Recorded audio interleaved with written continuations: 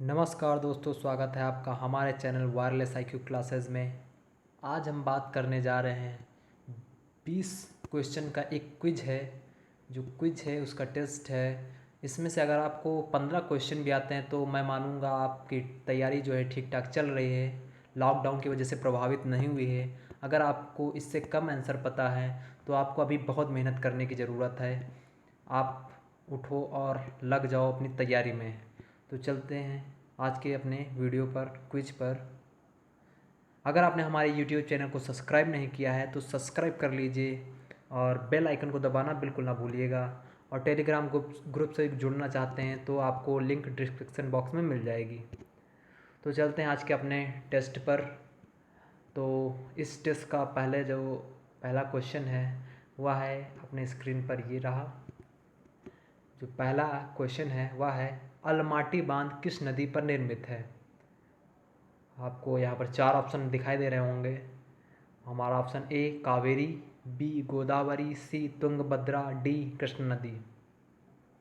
आपको आंसर देने के लिए 5 सेकंड मिलेंगे। अगर आपको इससे ज़्यादा समय चाहिए तो आप वीडियो को पॉज कर सकते हैं।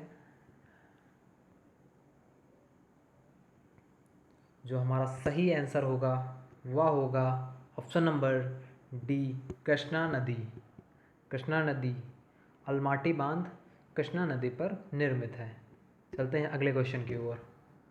अगला क्वेश्चन है, कौन सी संस्था भारत में राजकोषीय नीति तैयार करती है। हमारे ऑप्शन हैं ए वित्त मंत्रालय, बी नीति आयोग, सी भारतीय रिजर्व बैंक, डी भारतीय स्टेट बैंक।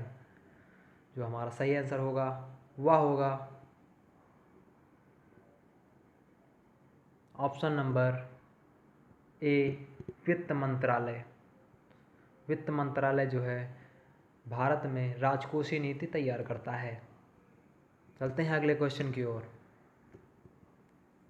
हमारा अगला क्वेश्चन है, एशिया की सबसे लंबी नदी है। ऑप्शन है सिंधु, बी ब्रह्मपुत्र, सी यांगटीसी, डी हुआंग हो।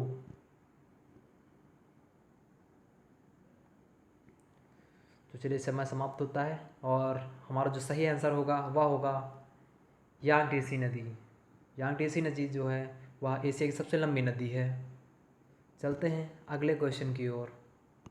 और जो अगला क्वेश्चन है, भारत के नियंत्रक एवं महालेखा परीक्षक जिसे CAG या कैग कहते हैं की नियुक्ति संविधान के किस अनुच्छेद के तहत की जाती है।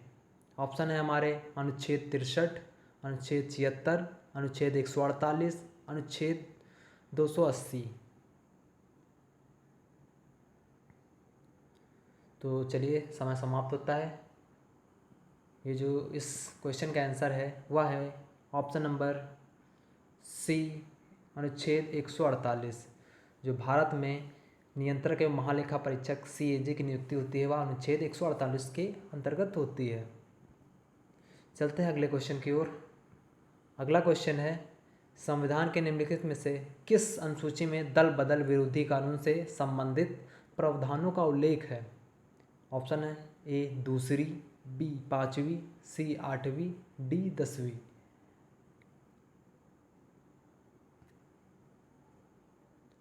चलते हैं, आपका टाइम समाप्त हुआ। तो इसका जो आंसर होगा वह है ऑप्शन नंबर डी, 10वीं अनुसूची। जो 10वीं अनुसूची है वह दल बदल विरोधी कानून से संबंधित है। चलते हैं अगले क्वेश्चन की ओर। तत्काल ऊर्जा के लिए एक खिलाड़ी को क्या दिया जाना चाहिए। ऑप्शन है हमारे A carbohydrate, B protein, C vitamin या डी वसा।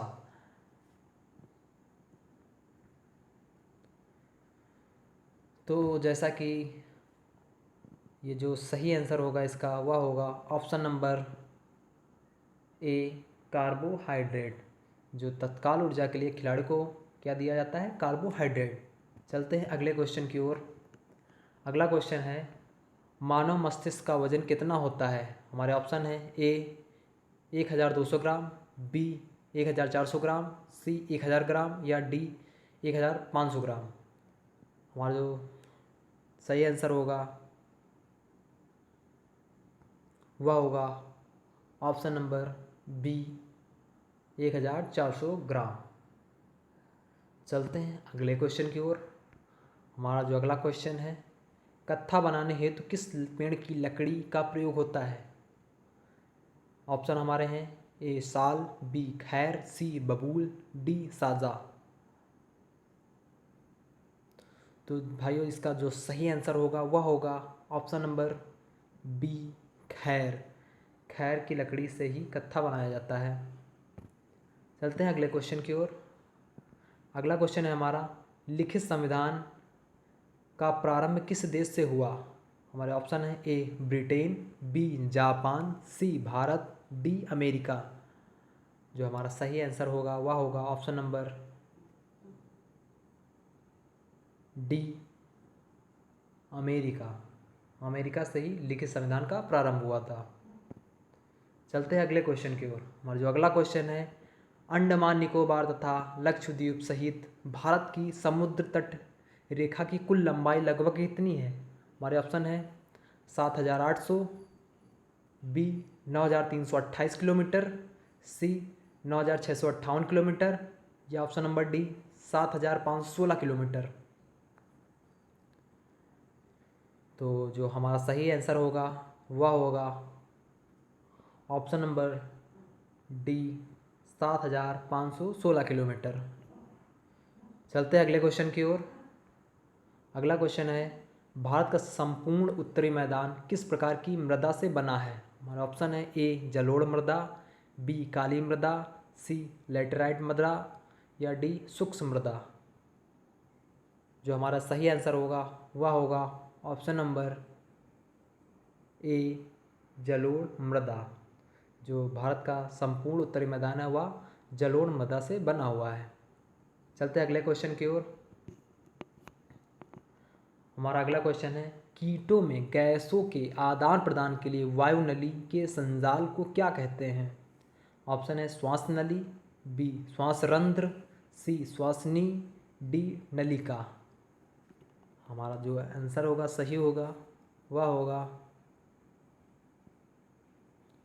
ऑप्शन नंबर ए श्वास नली। श्वास नली कीटों के गैस के आदान प्रदान के लिए संजाल बनाती है, वह है श्वास नली। चलिए अगले क्वेश्चन की ओर। अगला क्वेश्चन है, पॉलीथीन तथा पीवीसी किसके उदाहरण हैं? हमारे ऑप्शन है ए थर्मोसेटिंग प्लास्टिक, बी थर्मोप्लास्टिक, सी एक्रेलिक, डी इनमें से कोई नहीं। तो भाइयों जल्दी जल्दी अपना आंसर बताइए, तो समय समाप्त होता है। जो इसका सही आंसर होगा वह होगा ऑप्शन नंबर बी थर्मोप्लास्टिक। चलते हैं अगले क्वेश्चन की ओर। हमारा जो अगला क्वेश्चन है वह है, रूसी क्रांति का प्रमुख सूत्रधार कौन था? हमारे ऑप्शन है A Karl Marx, B Stalin, C Vladimir Lenin, D Leo Tolstoy. जो हमारा सही आंसर होगा वह होगा option number C Vladimir Lenin रूसी क्रांति का प्रमुख सूत्रधार था। चलते हैं अगले क्वेश्चन की ओर। हमारा अगला क्वेश्चन है, साइनोलॉजी किसका वैज्ञानिक अध्ययन है? ऑप्शन है हमारे ए घड़ियाल, बी पालतू कुत्ता, सी मगरमच्छ, डी डायनासोर। आपको केवल 5 सेकंड मिलते हैं आंसर देने के लिए। अगर आपको इससे ज़्यादा समय चाहिए तो आपको वीडियो पॉज करना है, तब आप इसका आंसर दे सकते हैं। तो फिलहाल अगर आपको नहीं पता है तो इसका आंसर मैं बता देना चाहूँगा। इसका जो आंसर होगा वह होगा ऑप्शन नंबर बी पालतू कुत्ता।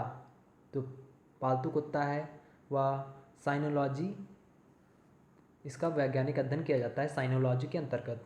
चलते हैं अगले क्वेश्चन की ओर अपने। हमारा अगला क्वेश्चन है, ठोस कार्बन डाइऑक्साइड का अधिक सामान्य नाम क्या है?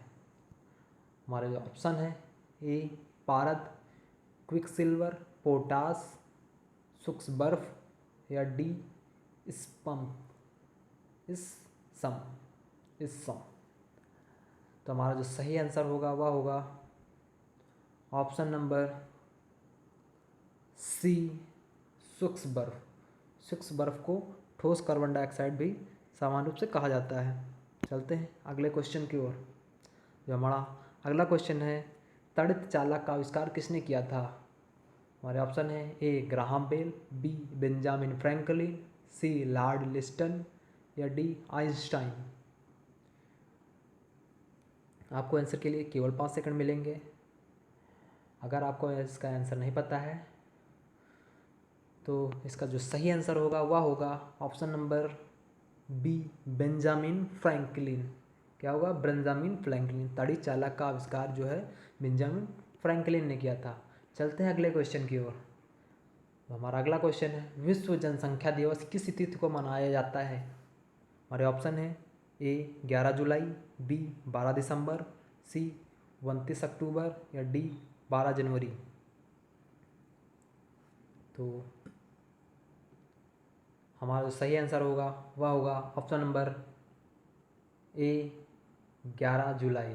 11 जुलाई को ही विश्व जनसंख्या दिवस मनाया जाता है। चलते हैं अगले क्वेश्चन की ओर। जो हमारा अगला क्वेश्चन है वह है, पृथ्वीराज रासो निम्नलिखित में से किसने लिखा है? किसने लिखा था? तो हमारे ऑप्शन है ए भवभूति, बी जयदेव, सी चंद्रबरदाई, डी बाणभट्ट। अगर आपको इसका आंसर पता है तो बहुत अच्छी बात है, अगर नहीं पता है तो चलिए बता ही देता हूँ मैं। इसका जो आंसर होगा वह होगा ऑप्शन नंबर सी चंद्रबरदाई। जो पृथ्वीराज रासो है वह चंद्रबरदाई जी ने लिखा है। चलते हैं अगले क्वेश्चन की ओर और यह होगा हमारे वीडियो का लास्ट क्वेश्चन। तो हमारा जो वीडियो का लास्ट क्वेश्चन है वह है, राष्ट्रपति द्वारा अध्यादेश संविधान के किस अनुच्छेद के तहत जारी किया जाता है? हमारे ऑप्शन है ए अनुच्छेद 143, बी अनुच्छेद 123, सी अनुच्छेद 74 या डी अनुच्छेद 356। आपको आंसर देने के लिए 5 सेकंड मिलेंगे। अगर आपको आंसर नहीं पता है तो मैं इसका आंसर आपको बता दूंगा। हमारा जो सही आंसर होगा वह होगा ऑप्शन नंबर बी अनुच्छेद 123। अनुच्छेद 123 के अंतर्गत ही राष्ट्रपति अध्यादेश जारी करता है। तो दोस्तों, कैसा रहा आपका टेस्ट? हमें कमेंट में ज़रूर बताइएगा आपको कितने सही हुए हैं, आपके कितने क्वेश्चन सही हुए हैं। और आपके लिए जो है आज का जो क्वेश्चन है आपका, मैं आपको ये क्वेश्चन बता रहा हूँ। आपको आंसर जो है इसका कमेंट बॉक्स में बताना है हमें। हमारा जो आंसर है, क्वेश्चन है वह है, एजरा कप किस खेल से संबंधित है? आपको अगर पता है तो आपको इसका आंसर कमेंट बॉक्स में देना है। तो आज के लिए बस इतना ही। आशा करता हूँ आपको ये हमारा क्विज बहुत ही अच्छा लगा होगा और आपके जितने भी नंबर के जितने भी क्वेश्चन सही हुए हैं, क्वेश्चन ऑफ नंबर जो राइट हैं, वो ज़रूर बताइएगा हमारी कमेंट में। तो तब तक के लिए नमस्कार।